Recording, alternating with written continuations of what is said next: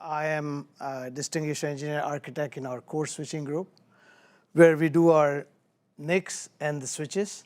So it's all coming under one. And what I'm going to focus on today is, as you know, AI ML is exploding. I'm going to talk about what is the importance of networking in there, and then get into why NICs matter, and then put together switches, routers, and NICs together, how it gives you the end-to-end networking solution for this market. So that's what I'm going to focus on.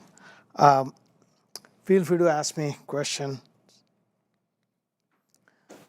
So in previous two talks, both Robin and Sharon talked about our switch portfolio. They serve different markets. They're optimized for those. That being said, we still provide the same common software infrastructure as well as the information that you get from it, like telemetry. For Cloud Day, we already had the first talk from Robin on our Trident X12, which is our top-of-rack switch with inference engine. So he went into that detail. And Qumran 3D, previous talk by Sharon. We talked about industry's first 25.6 terabit router. What I'm going to focus on is the NIC. And just to introduce, when we talk about switches and router, that's your network infrastructure. But how do you connect to that? Your connecting point is that NIC. So if you open servers or GPU-based platforms, there are a bunch of those PCIe cards with ports coming out that connect to your switches. Those are the NICs. So your network traffic starts there and network traffic ends there. Those are the two ends. In between, you have all the switches and routers. And with AI ML, what we are seeing is those who are building this AI ML platform, they're operating at much higher level application. For them, networking is not the components anymore. They're looking for how does things work from end to end. And they want everything transparent. And of course, there are workload requirements that they want to meet. So that's where the NIC side from the AI ML workload or HPC kind of workload is really getting into where not only the speed, but the feature set you need to serve this market becomes very important. So this just gives you an idea about, first part, I'll spend more on AI, ML, and NIC requirement before even getting into what is the Thor to NIC is about. And that'll be a good motivation. And then I'll talk about the actual NIC feature set and then how you can build a whole cluster architecture with the NICs and switches. And then finally, show you how end-to-end networking comes together for AI, ML. Okay.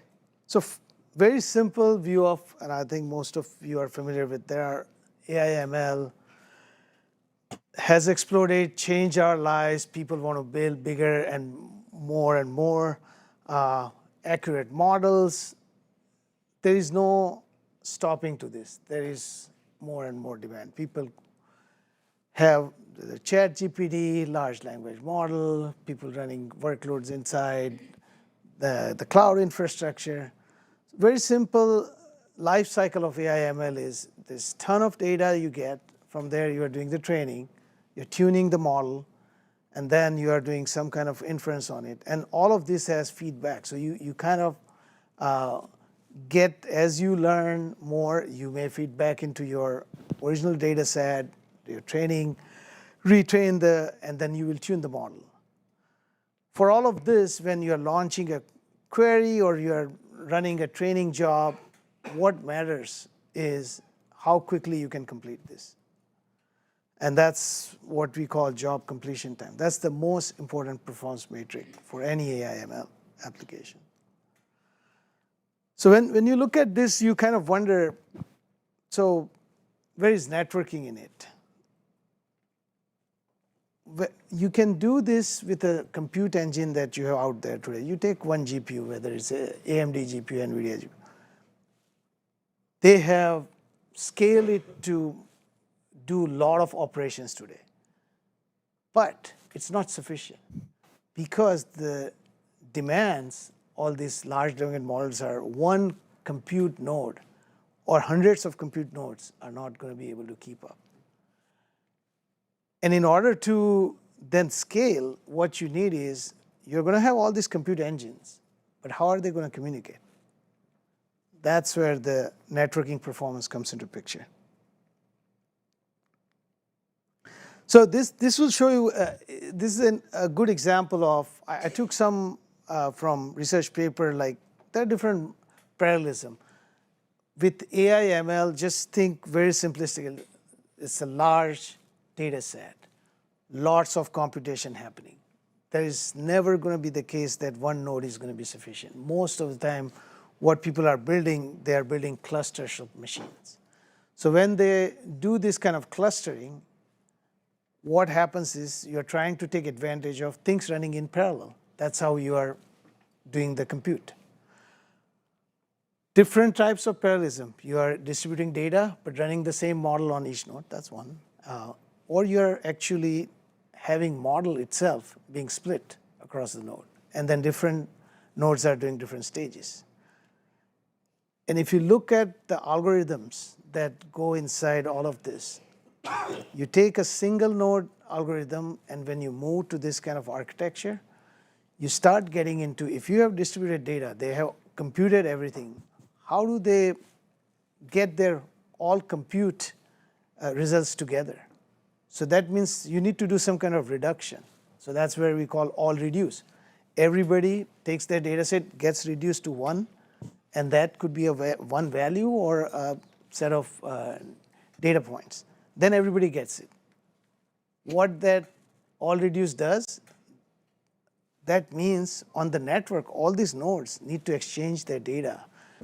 That's where the communication comes into picture. So that's an example. Other one is, let's say they are all working on different parts of model. It's distributed. They have computed, each node has computed its own. And now you need to again synchronize, because they go in the algorithm here, you compute, synchronize, compute, synchronize. So when you synchronize, there's all-to-all communication going on. They're all exchanging their information to the other nodes, and that's how they all get in lockstep, and then again do the next round. So this is how some of, and then there is also a pipeline mechanism now where different layers are being distributed different nodes, so you have send, receive.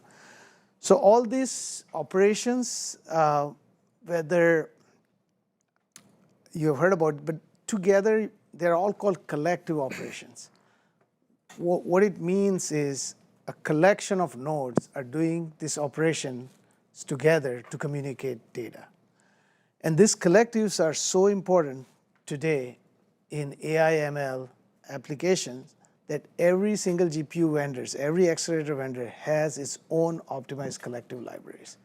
And they spend ton of effort, ton of resources just optimizing communication for those collectives. So what I'm trying to summarize here is, if you don't have that high performance networking, then distribution and doing this kind of parallel computing is not going to be efficient for your AI ML application. And networking will impact your job completion. If your network is slow, if your networking is not very reactive, then all these jobs are going to take longer time. They might compute fast in parallel, but then if communication takes forever, then overall compute and communication time added together, that's your job completion time. So there is heavy focus that we have seen from our cloud infrastructure vendors. There are new companies coming out just providing AI/ML kind of services. Their focus has been one thing they all talk about: scale, scale, scale. And what they mean by scale is scale to number of nodes. Thousands today, 10,000s tomorrow, million down the road. And what that means is also scale of network is going to go up. So this is why networking is important. So what's happening? How does that networking is being done? Simple networking, even before going out of one node, even if you take a server today, there are 8 GPUs sitting there.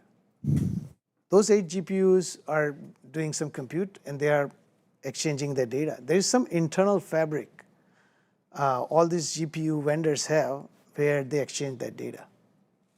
So that's your, like, you can think about within node itself, some networking is happening. Generally, these are proprietary fabric. Then what happens is once you start scaling, you are running some small job with 8 GPU in every server, 64 of those kind of servers. That gives you basically you have your hundreds of nodes or hundreds of GPUs. How do they communicate? Each GPU will be given a NIC, and that's how they connect to the network. And then for small scale, you will just have one switch like what we talked about, because our switch radix is pretty high. You can connect up to 256, 400 gig ports to that. So that builds your one-tier network. So interesting thing here is there is within node communication is happening. Each GPU is having its dedicated NIC, which it talks to using PCI fabric within it. And then each NIC is doing all GPU related communication across the network. So you can start seeing how networking starts getting complicated. The next one I'm showing is now you are talking about thousands of GPUs. You need to have multi-tier network. So this is where customers always say that the more radix I get from switches, the better it is. The more bandwidth I get from NICs and switches, faster it is. Right? And this will keep going on. I'm showing only 2-tier here, but we already know there are customers building like 3-tier networks. Think about, I have a million GPU, which may not be existing today, but I can see within next 2 to 5 years, there will be deployments. You can go in top 5 supercomputer where you will see like first entry with million GPU. I won't be surprised with that. So now it's a massive scale of network in order to connect all those. And I'm saying GPUs, but GPU is not the other accelerator kind of architectures. But it's all about AI ML type of compute engines, basically. And they need this kind of communication. So this is AI ML networking at scale. Just to reiterate what I was saying, today we are sitting at nodes maybe up to 10,000. Pretty soon we are going to hundreds of thousands, million kind of node. This means going from billions of parameters to like trillions of parameters. What it does is improves the accuracy, more data, right? This is the AI ML application demands. Port speed, where what I'm have here is we are at 200, 400 gig. That is the current production kind of NICs and switches support. But the demand, as Robin was talking about, if you give them 1 terabit today, they will take it. If you give them 3 terabit, they will take it. It's the scale. So it's pretty soon going to go to 800 gig, 1.6 terabits, and then NICs and switch infrastructure will build. And the last thing is today we have seen 2 types of networking technology, Ethernet and InfiniBand being used.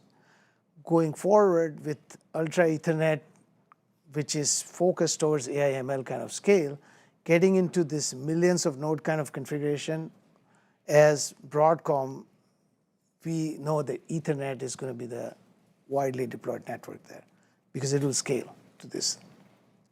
Are there some inherent limitations in the InfiniBand spec that prevent it from scaling in the same way that Ethernet does? So there are a couple of things that InfiniBand addressing space could be an issue, right? With Ethernet, if you take IPv6, the scale can be very large. Sure. That's one. Second thing is InfiniBand radixes, switch radix is typically 2x to 4x less than what we get on Ethernet. That means to connect to the same number of nodes, you will need much more tiers with InfiniBand. So as you get to the large, so now what's going to happen is you won't be able to really scale out to that layer unless something else changes. And then InfiniBand has other thing is today it's all proprietary, just one vendor. And when you go to this scale, customers are saying, if I'm going to build, and this is an interesting deployment model I have heard, I'm going to build this really huge AI/ML cluster, but I'm going to have different vendors in there. I'm not going to build with just one vendor. And I want you guys to interoperate. And that's why Ethernet is very attractive to them, saying Ethernet has always been that ecosystem infrastructure which has always interoperated. So those are some of the reasons why InfiniBand will face challenges here. Are there some things about the Ultra Ethernet spec that help it lower the amount of overhead that's added to the packets that are being pushed? Because I know that's one of the advantages of InfiniBand is it doesn't put a lot of encapsulation around the packets as they flow around the InfiniBand network. And I don't even know if they're called packets, right? But I know that's one of the big things is there's less overhead involved. So if you have something that runs at 400 gigabit line rate for InfiniBand, you can actually move more data because there's less overhead versus that same line speed on an Ethernet. So is there something happening with Ultra Ethernet to lower that overhead? Yeah, so with Ultra Ethernet, there are multiple things happening. One is at the Ethernet layer, there is discussion how to compress the headers. So you can have compressed header, means you can actually carry more payload in the same packet. There is also discussion around how to improve the reliability at the Ethernet layer, link layer reliability as well as transport layer. And then for the scale, the new transport mechanism that's being defined in Ultra Ethernet Consortium which will be allowing large number of nodes to be connected over this reliable transport. Because today, everything is RoCE based, which kind of inherits InfiniBand. But if you step back and look at the semantics, if you look at, I want these operations, and then if you optimize the transport, now you reduce some of the transport inefficiency that we have today with InfiniBand-like transport. So those are three areas that Ultra Ethernet Consortium is working on. There are others, but I think those are three main. Okay, thank you.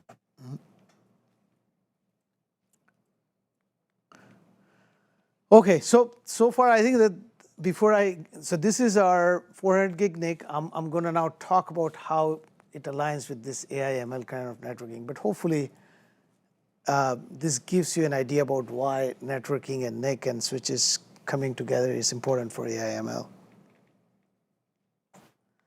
Okay, so what do we need from NIC? Of course, you need that 400 gig connectivity, bidirectional line rate. You should be able to do it. Also, everything that NIC does in the hardware and the pipeline that NIC has is very low latency. We are talking about hundreds of nanoseconds. The reason for that is from point A to point B, you want to communicate your traffic as soon as possible. And you don't want to add processing latency at everything. So what happens is NIC does all this packet processing in the state machines at 400 gig with very low pipeline latency. Also, you bypass the software stack, directly have NIC offload the transport. That gives you very high speed, low overhead communication. You also need the host side interfaces. This is where the PCIe comes into picture, because NIC has always been, it connects the compute to the network. So to compute, it has to have provide the PCIe connectivity. So you need that Gen 5/16 so that on PCIe you can sustain 400 gig, because data is still coming in and out of host memory or GPU memory. And then on the network side, as I mentioned, you need to have this connectivity with the switches. So we have, just like what we talked about our switches, the same SerDes we use in our NICs. So first we get all the interoperability, all the benefits of the SerDes we were talking about. With Thor 2, there are 800 gig SerDes integrated.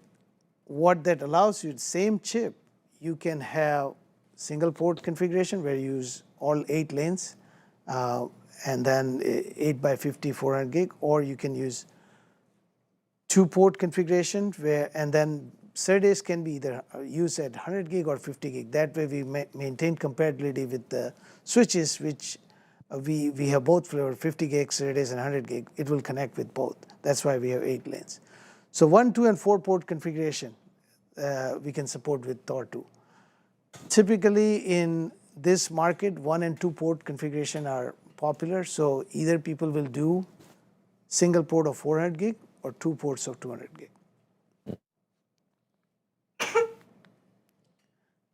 Third thing is hardware implementation of the entire transport. RoCE, just in very simple term, the semantics it gives you is the NIC has logic to move data directly from one memory to other memory, and it does not involve any software. Software is just saying, here is where to the remote end I want to send the data or write the data, or here is where I want the remote memory to be read. This transport, RoCE, has all the built-in protocol stack which will allow the NIC to do the processing, directly access the data from the local memory, and directly transfer data on the other side's NIC into remote memory. So very powerful. And that gives you the high performance, because when you go to today, once you go past 200 gig, TCP type of protocols cannot even scale. You cannot even maintain the throughput. You need so many TCP connections. And even with that, you need so many CPU cores. That's why you have seen even 128 core machine, just to get 400 gig, you will have half of those cores just doing the TCP processing. So your application has only half. Versus if you use RoCE, everything is offloaded. So it's much more efficient transport. And that's why for AI/ML, RDMA transport is very important. And then because of scale, all the congestion controls comes into picture, and I'll get into that. Congestion control, think about, is like network is all sorts of highways crossing each other. And then depending on where different cars are going, you are going to hit the congestion.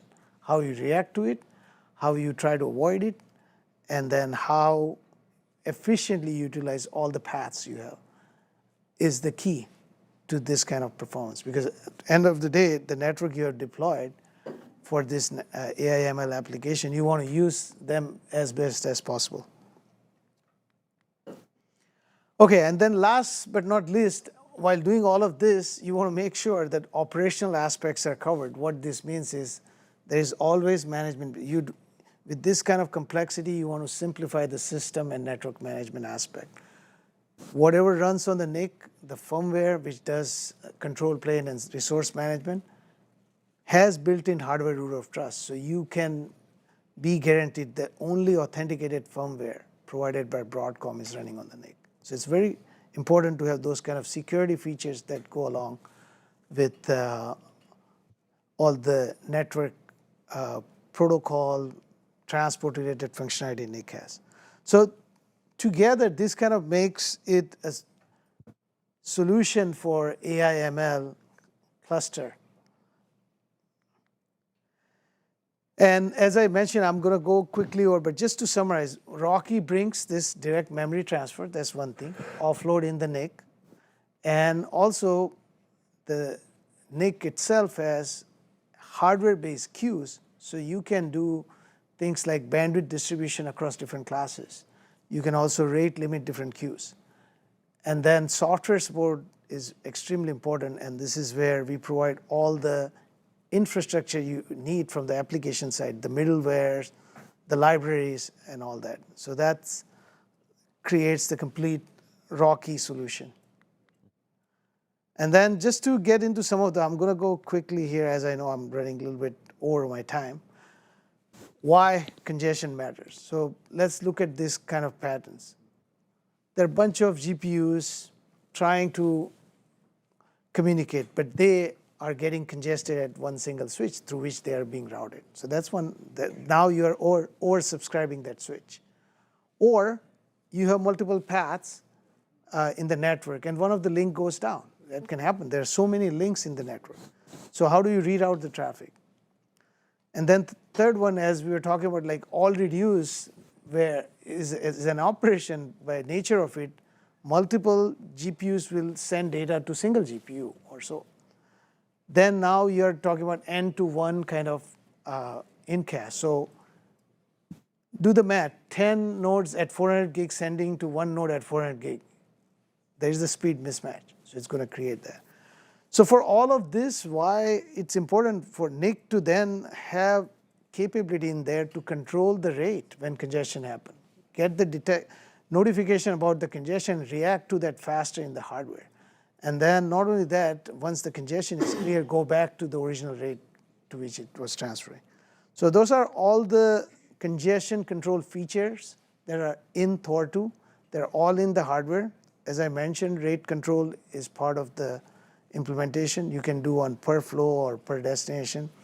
You get different telemetry for your congestion notification, and based on that, the NIC reacts. There are multiple algorithms there. So the way we have designed the hardware is it can support multiple congestion control algorithms because different deployments, they have tuned their network for different congestion control algorithms. In addition, what we are hearing from cloud infrastructure provider is there's so much research going on in network congestion control. They want to run their own proprietary algorithm. So what we do is we provide the hardware hooks, but provide the programmability. And using those programmable or configurable knobs, a customized algorithm can be run with the traffic using the RoCE transport. So this is very powerful. These two together, RoCE and congestion control for this network at scale, go together. And then this is where once we have all this NIC, we have a lot of infrastructure software that goes along with our drivers, libraries. This is where the operating system, Linux support, middleware people use different collective communication library from different vendors. If it is NVIDIA, it's Nickel. If it is AMD, it's RICL. Then there's XECL. All of those, we are GPU agnostic. So we can support any of those accelerators. And then there are technologies to directly transfer data in and out of GPU memory by the NIC without involving CPU, and we support those. And then, of course, we have all the telemetry features that come along. So this is all part of our NIC software. And to go along with that, our switches have similar software infrastructure. This is from the network infrastructure where we talked about the routing, all the multi-tenancy, all the telemetry, because switches do detect congestion. They provide this information to the NNIC. NNIC transmits it back to source NIC. That's how things get communicated. So now you can see for end-to-end networking, all of this hardware, software piece, they all need to come together in order for AI ML scale of networking we are talking about. So I'll finish in next 5 minutes, but I just want to show how using all this thing, what people are building. This is a reference architecture. This will scale to thousands of GPUs. Each GPU has a Thor 2 NIC, 400 gig connectivity. You have first stage of leaf switch, and then you have spines.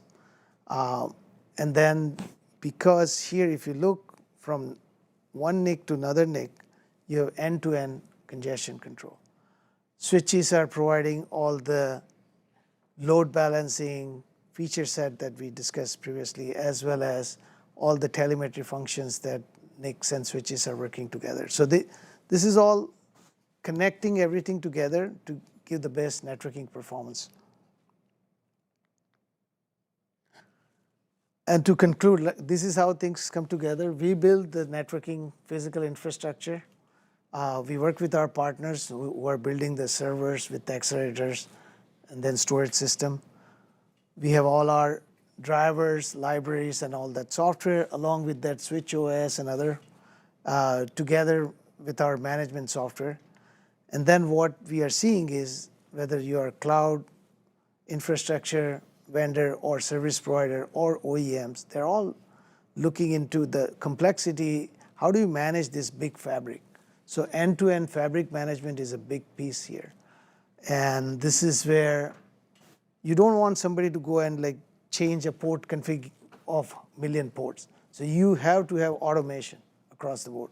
Automate the config, performance monitoring, on-the-fly kind of tuning, having the diagnostic information available. All those are critical to do the operationally run this kind of big network at scale.